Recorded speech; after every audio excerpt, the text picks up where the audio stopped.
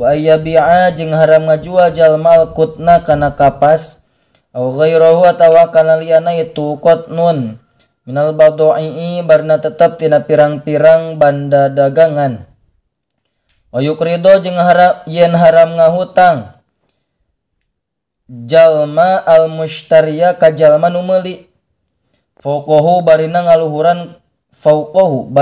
anu ngaluhuran kana harga darohima atanapi fauqad darohima barina ngaluhuran kana harga pirang-pirang dirham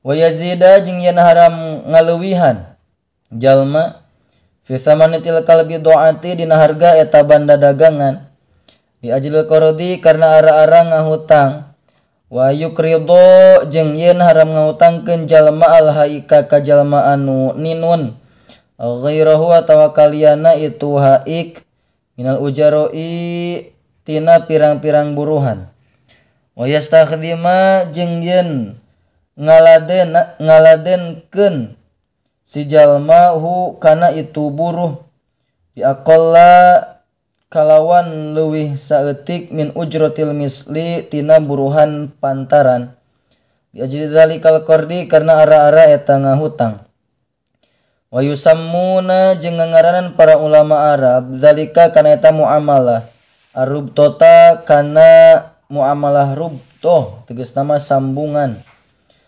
yukrido atawa haram ngahutangkeun jalma al-harrathina ka pirang-pirang tukang buruh tani ila waqtil hisodi ditanggukeun nepi ka waktuna panen sumaya bi'auna tuluy ngajual itu tukang tani alaihi ka eta jalma anu ngahutangkeun ta'amahum kana kadaharanana itu nu kabeh bi audoa kalawan anu leuwih rendah minas si'ri tinimang harga biasa qalilan barina nu saeutik wa yusammuna jeung ngaranan para ulama zalika kana itu muamalah al-muqdo kalawan muamalah muqdo wa kadza jeung eta nya kitu deui cara ngahutangkeun jumlatu muamalati ahli zamani ari sajumlahan nana muamalah ahli dina ieu zaman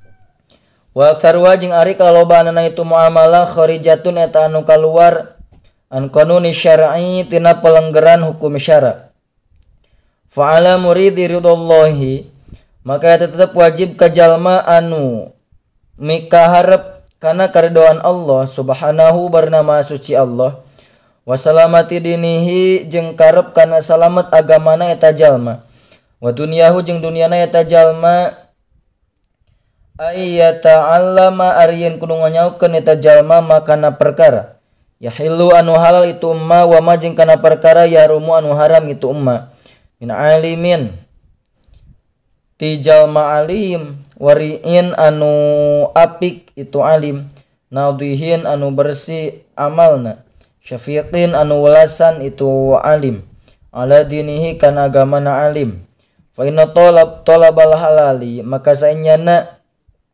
neangan barang nu halal faridatun eta anu dipardukeun ala kulli muslimin ka sakur-sakur jalma anu Islam. Faslun ari eta ji pasal yajib wajib alal musiri ka jalma anu beunghar naon nafaqatu usulihi nganafakahan indung bapana itu si musir al mu'sirina anu falakir kabeh wa in qaadu jeung sanajan darugaeun itu usul alal kasbi kana kasab wa nafaqatu furu'ihi jeung wajib nganapakahan pirang-pirang anakna eta si musir ida asaru di mana-mana palakir itu si puru wa ajazu jeung arapes itu furu anil kasabi tina kasab ikhtiar disigorin karena letikane au zamanatin atawa karena lumpuh wa yajibu jeung wajib ala zauji kasalaki naon nafaqatu zaujati nganafakahan pamajikanana wa maruha jeung mayar mas kawina eta zaujah wa alaihi jeung tetep wajib ka zauj laha pikeun zaujah Mut'atun ari panggubunga intallaqo lamun ditalak atanapi lamun nalak eta zawajha ka zaujah. Wa ala malikil abdi jeung wajib ka jalma nu ngamilik abid wal bahaimi jeung nu ngamilik pirang-pirang sasatoan. Nafaqatuhum naon nafaqatuhum nganafakahanana itu abid jeung bahaim. Wa la yukallifa jeung ulah merdi jalma hum ka eta abid jeung bahaim minal amali tina digawe. Ma kana perkara layutikuna anu teu kuateun itu nu kabeh hu kana itu emma. Wala yadriba jeung yen ulah neungeul jalma hum ka itu nu kabeh tegasna ma abid jeung bahaim bigoiri hakin kalawan teu aya hak. Wajibu jeung wajib ala zaujati ka pamajikan naon taatuhu taat ka itu zauj. Fi nafsiha dina awakna eta zaujah illama kajaba kana perkara la yahillu anu teu halal. Itu emma wa alla tasuma jeung yen ulah puasa eta zaujah wala takhruja jeung yen ulah kaluar eta zaujah min baitihi ti imana eta zauj ila biiznihi kajaba kalawan aya izinna eta zauj. Faslun ari eta hiji pasal minal wajibatil qalbiyati eta tetep tina sapalina pirang-pirang anu wajib anu bangsa hate. Al imanu ari iman billahi ka Gusti Allah wa bima jeung kana perkara jaa anu datang itu umma anillahi ti Gusti Allah. Wal imanu jeung iman bi rasulillahi ka utusan Allah. Wa bima jeung kana perkara jaa anu datang itu umma an rasulillah ti Rasulullah sallallahu alaihi wasallam. Wa tasdiqu jeung ngabenerkeun wa yakinu jeung ngayakinkeun wal ikhlasu jeung ikhlas karena Allah. Wa wajing ari itu ikhlas setelah amal lillahi karena Allah wahdahu barina sahijina Gusti Allah. Wa nadamu jeung nalangsa al ma'asi kana pirang-pirang maksiat wa tawakkul jeung tawakal ala Allah ka Gusti Allah. Wa muraqabatu jeung boga rasa ditingali ku Allah. Atanapi wal muraqabatu jeung muraqabah lillahi karena Allah.